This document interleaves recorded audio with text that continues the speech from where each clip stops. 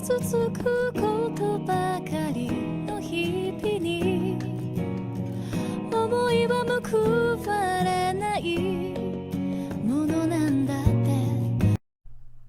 Hi everybody, this is Kevin and welcome back to another anime review. And today I'm going to be sharing my thoughts on the 2010 Studio Dean movie version of Fate Stay Night Unlimited Blade Works.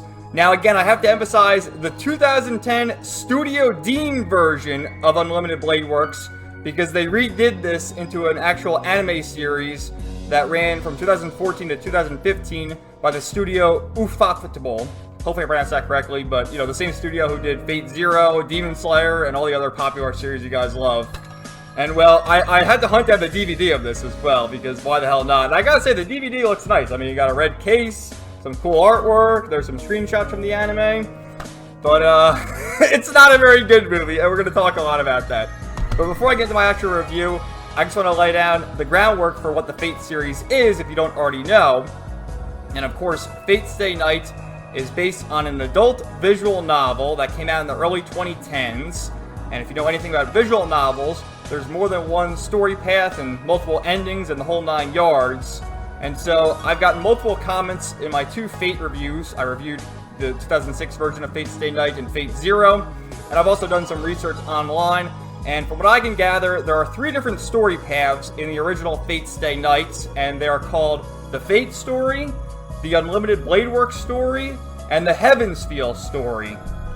Now, the 2006 version largely adapts the Fate storyline, which revolves around Saber, although this version sort of sprinkled in things from Unlimited Blade Works and Heaven's Feel as well, particularly the moments with Sakura relating to Heaven's Feel. Studio Dean did that. I'd imagine this was a nice success because, you know, the Fate series is pretty popular. And a few years later, they decided to adapt the Unlimited Blade Works storyline into this movie. Now, if you can't already tell the problem right away, this is 24 episodes telling one complete story.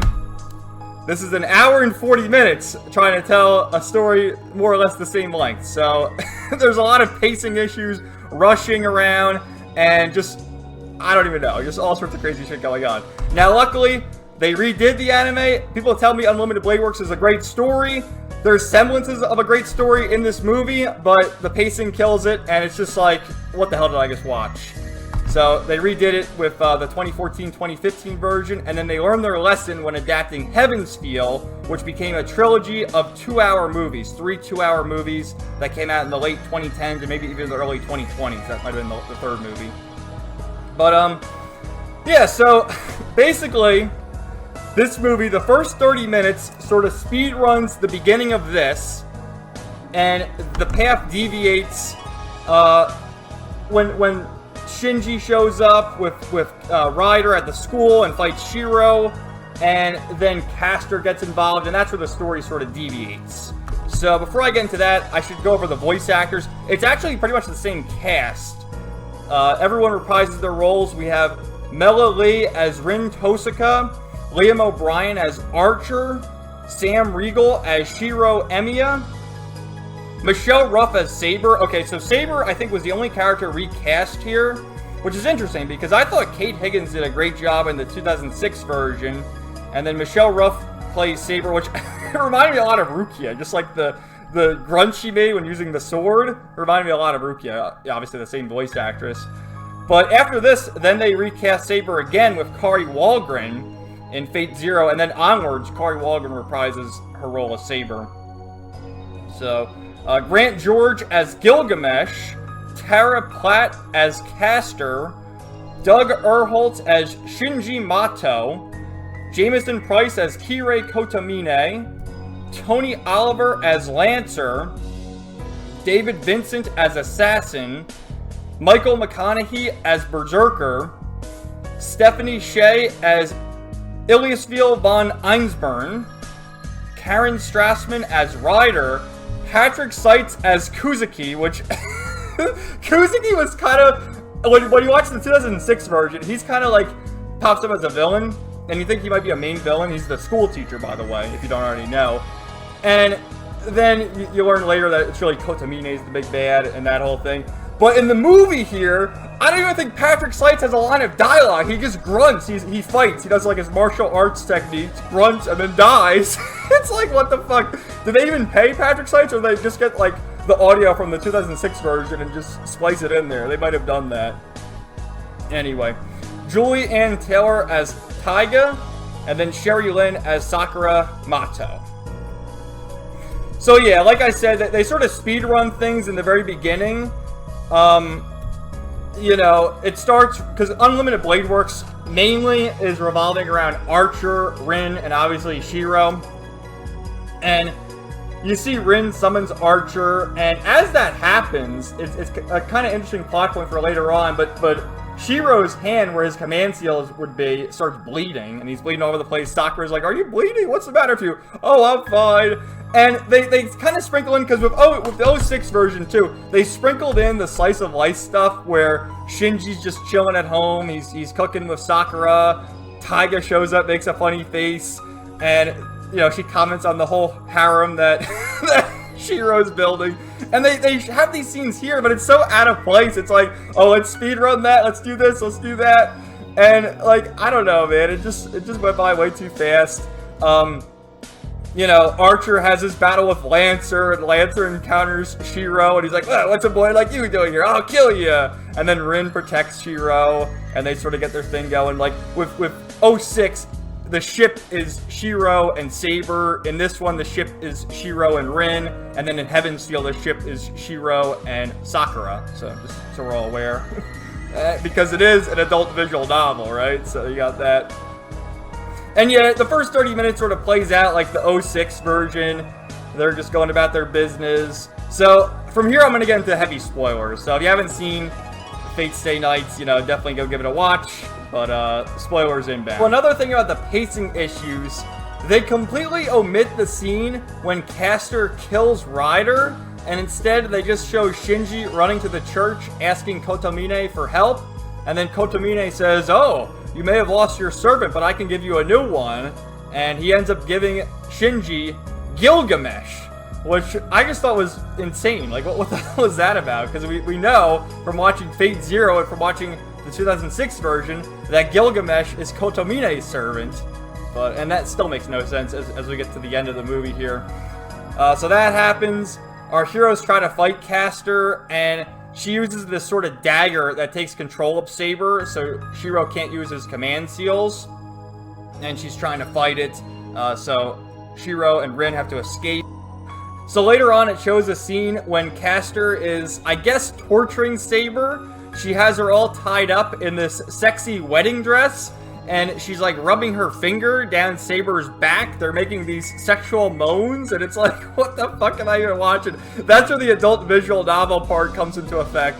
And I will say, Saber looks really sexy, but did it have to be in the movie? I mean, I'm not complaining too much. It's so sporadic. It's almost like someone with ADHD put this movie together. They just took clips and they said, "Oh, we gotta trim it down to an hour and 40 minutes. Let's put this here, put that there, and see what happens." So also paying reference to the fact that this is an adult visual novel, similar to the 06 version, there was a moment when they had to release Shiro's magic energy, and you had Rin and Saber like unbuttoning their blouses as they're on top of each other, being all the sexual attention in the room and all that.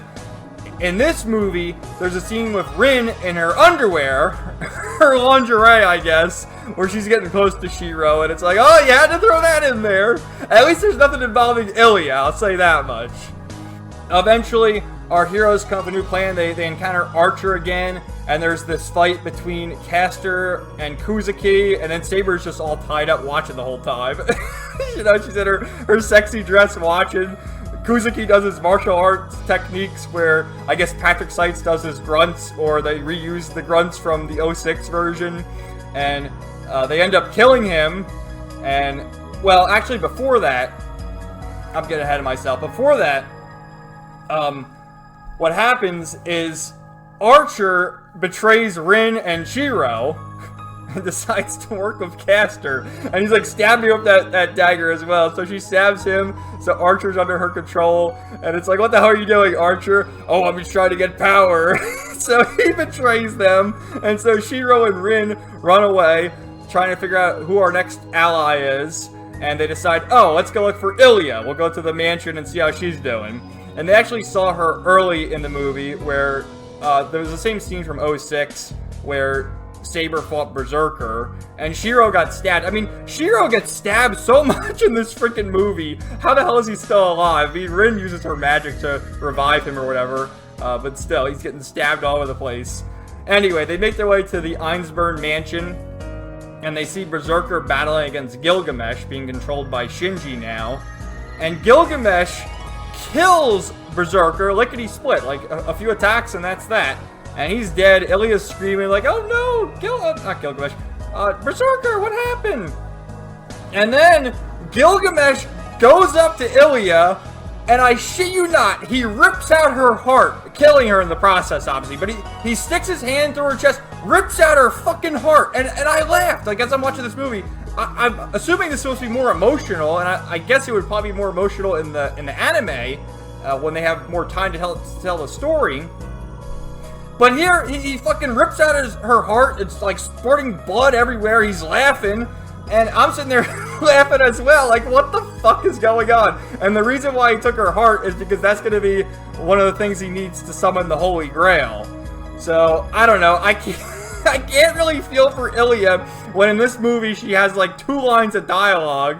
And then Shiro and Rin bury her. There's a scene where they bury her. There's a little tombstone and some flowers there. It's like, what the fuck? I'm assuming that's supposed to be a really dark moment. And it is. But because of the pacing issues here, it goes by way too fast, and it's just goofy.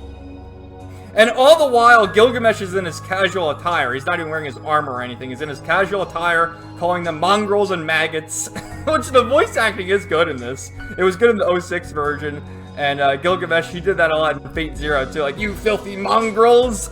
So that was funny. And then, you know, they gotta figure out what to do next. So, as they leave, who else but fucking Lancer shows up, and he's winking at them. He does like a backflip somersault, like, hey, you kids need some help, I'll help you. I was told by my master to help you. And his master's actually Kotomine, which him saying that sort of ruins things a little, because there was a scene earlier where it's implied that Castor kills Kotomine. But, there was a scene where that happened, but he's still alive later, so who the hell did she kill? Was it just an illusion? I have no fucking idea. But Kotomine says, you know, Lancer, you gotta help these guys, because, well, Saber's under control, Archer's not helping, and Ilya was just murdered. So, they got Lancer now, there's a cool fight, and Archer ends up fighting with Shiro, and there's been this whole thing throughout the movie where they allude that there's a big connection between Shiro and Archer. And the big spoiler is the fact that, you know, with all the servants, they're all based off of legendary heroes. You know, we have Saber is King Arthur. We have Gilgamesh, obviously. We have Lancer, I think is Lancelot, Ryder, Medusa, etc., etc. But we never learned who the fuck Archer was. And the big reveal is that Archer is the legendary spirit known as Emiya. Shiro Emiya from the future, and it's like, what the fuck is this? And so Archer's whole goal in this movie is to kill Shiro, because he's ashamed of what he's become, you know, like, I guess when Archer was the kid that Shiro is today, he's more of a hero, you know, that's what Shiro does. He's our stereotypical main protagonist who wants to do good in the world, and strives for that because of how he was rescued by Kiritsugu at the end of Fate Zero. And so that's Archer's fucking goal, is to kill Shiro. And they end up having a battle, and, you know, in the Unlimited Blade Works world, which, you know, there's a cool line where Liam O'Brien, as Archer does, I am the bone of my sword, Unlimited Blade Works, and they fight in, like, the spiritual realm there, summoning all these different swords, and testing Shiro, which that was always interesting, too. You know, Archer's name is fucking Archer. He never uses the bow and arrow. He uses it like one time, and actually the fight between Archer and Lancer, Lancer says, your name's Archer, what are you using 2 swords for? It's like, that's so true. But yeah, Archer uses these 2 swords, and when Shiro uses his Trace On ability to manifest the swords, They're the same fucking swords as Archer, so how did I not pick up on this soon enough? I mean, it's just unbelievable. So they have their duel in the spiritual realm, and then after the fact, you know, Gilgamesh shows up, and Archer ends up sacrificing himself to save Shiro from Gilgamesh's attacks. So they run along again. Kotomine shows up. There's this other fucked up scene too, where Rin is all tied up, right? And they're gonna use her as the vessel. They have Ilya's fucking heart, and they gotta use her as a vessel to summon the Holy Grail. So she's all tied up, and Kotomine's there, ready to get her. Lancer is like, what are you doing here, boss? You know, I'm here to protect her. And then Kotomine's like, that's enough for now. I order you with my command seal to kill yourself. Well, because first, actually, he orders Lancer to kill Rin, to kill Tosaka. And then he refuses to do that. So Kotomine uses his command seal to order Lancer to kill himself. And he has to, because he's bound by the command seal. And he's like, you fucking bastard! And he does stab himself. And then Kotomine's trying to get to Rin. And as Lancer's, like, dying, he stabs and kills Kotomine! It's like, what the fuck is even going on here? So he does that. That sort of, I think, pays homage, again, in Fate Zero with the situation with Lancer there. So, spoilers, I guess, for that. But I did like Lancer's character. I guess he was like one of the noble heroes there. And so Rin is tied up in this chair. She's been knocked over now. And then fucking Shinji shows up. And he's crawling over her, starts fucking licking her. It's like, what? This fucking movie's all fucked up. He starts licking her. And it's just, I don't even know what the fuck I'm even watching anymore. So after all that, you know, they end up having the final battle. Shinji becomes the vessel for Gilgamesh. He's gonna put Ilya's heart into him to summon the Holy Grail. There's like this giant pus monster oozing blood that's gonna become the Holy Grail, so our heroes have to stop it. Shiro eventually is able to master the Unlimited Blade Works technique with his double phantasm. Saber helps too, because the caster's been long dead, so she's helping. And there's like an exchange where, because Archer's gone, Shiro gives Saber and his command seals to Rin to use Saber. So Shiro can be the legendary hero he needs to be. And they have the epic battle. And, you know, I guess that's that. I mean, it's just so goofy. And then at the very end, there's a scene where Rin is, like, talking to a spiritual version of Archer. And you see, like, because Rin's a high school girl, right? So Archer's obviously much taller than her. So you see, like, his torso. And as it pans up, it's fucking Shiro's face, like an older version of Shiro, the same hairstyle. Like, you know, Archer had the hair slicked back. This one has like the Shiro hairstyle, but gray. And it's like, fucking Archer is Shiro! It's just fucking crazy. So overall, Fate Stay Night Unlimited Blade Works, you know, I actually did enjoy watching this movie, but not for the right reasons. I enjoyed it because it's just so crazy, so over the top, and it not making a whole lot of sense, just rushing through things. I mean, I know a little bit about Fate, having watched the 06 version, and also Fate Zero, but if you've never seen this series before, and say this is the first thing you're watching, you're not going to know what the fuck is going on. So, what I will say, and I haven't even seen the 2014-2015 adaptation yet, I'll say watch that. I guarantee you it's a better story than this. This is just a jumbled... This is the abridged version, and it's not good at all. Although there are some redeeming qualities. I enjoyed the voice acting. The voice cast was great. Although one nitpick, they don't refer to command seals as command seals. They call them command spells. And it's like they called them fucking command seals in this version. They called them command seals in Fate Zero. How do they call them command spells in this movie? That, I don't know what the hell was going on. Maybe the scriptwriter there messed up or whatever. But overall, the English dub was good. You know, the cast from 06 returned, except Michelle Ruff replaced Kate Higgins as Saber. And I thought Michelle Ruff did a good job, but they disagreed and recast her as Kari Wahlgren in the later series. I thought the animation was spectacular. It was really well done, especially the fight sequences. I love the aesthetic of certain scenes, particularly the fight against Ryder in the sunset. That was a nice look. And holy crap, the ladies all looked very nice. I will say that much. I mean, especially Ryder, Saber in her sexy pose in the wedding gown, even Rin. They're all good to look at. So that was nice. The music, the background music was good. There was the ending track during the credits. I thought that was good. I'll probably play a snippet at the start of this review. But as for the bad, I mean, the pacing sucked. The pacing was awful.